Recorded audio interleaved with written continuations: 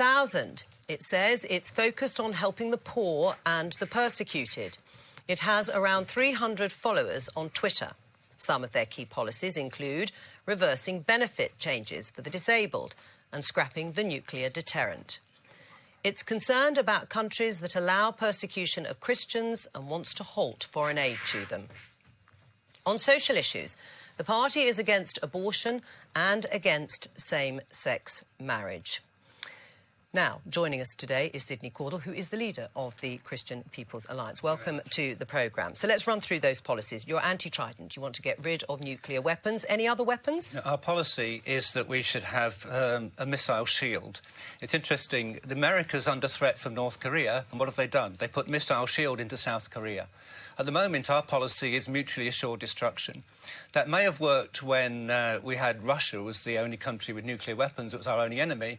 But when countries like Pakistan and possibly Iran are going to have nuclear weapons, mutually assured destruction just doesn't work. So we're wasting $60 billion on nuclear weapons, but what we should have is a missile shield and developing technology to divert missiles into the ocean, which will make nuclear weapons obsolete. Right. You're anti-abortion.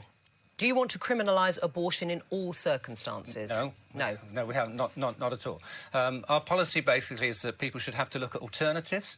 So everyone that is considering an abortion should have to consider the alternative of adoption. And we also believe that life should be protected from conception. So a fetus has rights, and rights not to suffer pain and to be abused. But would it be a criminal offence once people have considered those other options to go ahead with an abortion? Well, it's a criminal offence at the moment, and if you kill a baby after 26 weeks, and it's quite right that should be maintained because a fetus should have rights. So of course there will be a criminal aspect to it. Absolutely. Right. You're strongly pro-Brexit.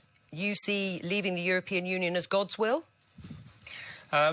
Everything we do is a matter of asking God and talking to God.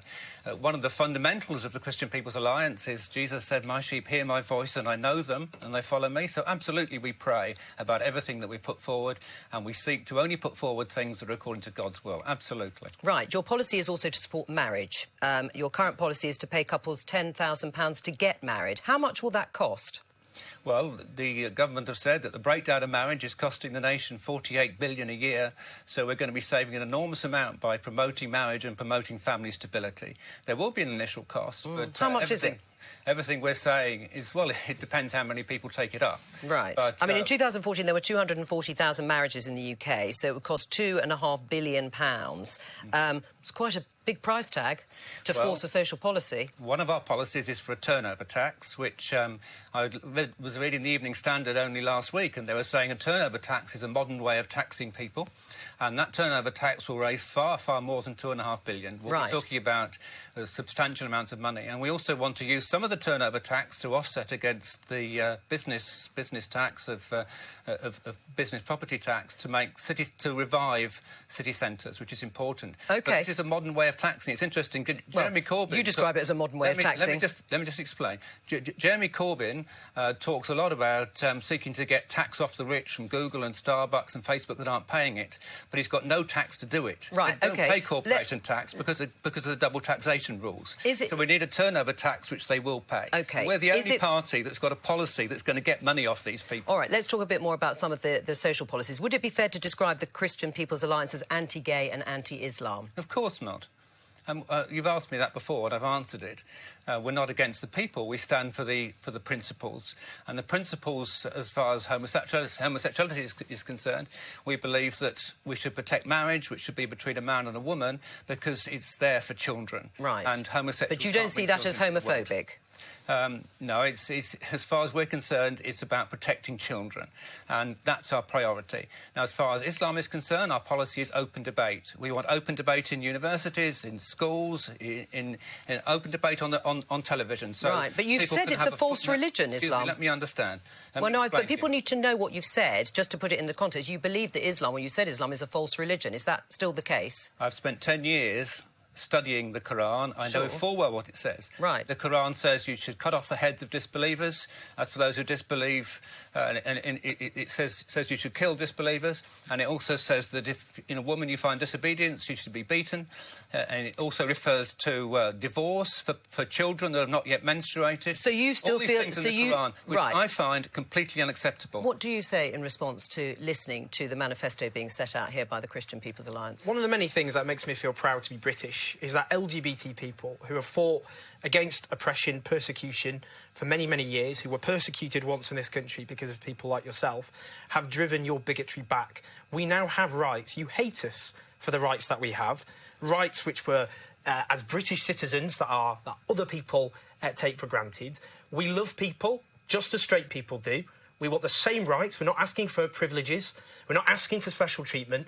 We just want the same rights as everybody else. Your bizarre assertion about marriage, when many same-sex couples don't have kids, when many people aren't even capable, they're infertile, for example, they can't have kids, that somehow it's all about children, is, frankly, as disturbing as it is inaccurate. And as for your position on Islam... No, sure. No, because you've made the points.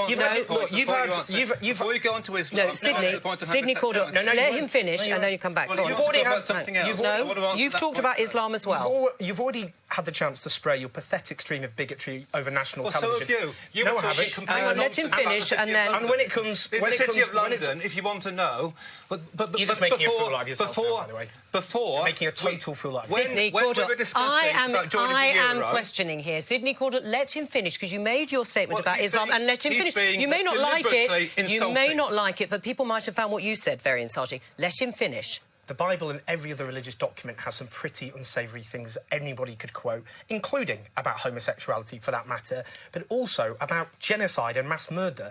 There are millions of Muslims, like, for example, the mayor of this great city, London, who fought for the rights of LGBT people against the sort of bigotry that you represent, who believes in a secular democracy with equal rights for all. Right. And it is people like you who are a threat to this great democracy that millions of people... Sidney Cordel, we do have to finish there because we're running out of time on the programme, but no, because you did have a very big say. You did have a very big say, and we'll redress. This gentleman here to insult me without giving me any right of reply. Right. That is typical of the fake news from the BBC. No, and that's not fair, I'm afraid. It is completely... It is totally fair. You can take this up afterwards. A right of reply. You have had a long-said interview that we had a baker here in Northern Ireland that wanted to bake a cake, refused to bake a cake, saying support gay marriage.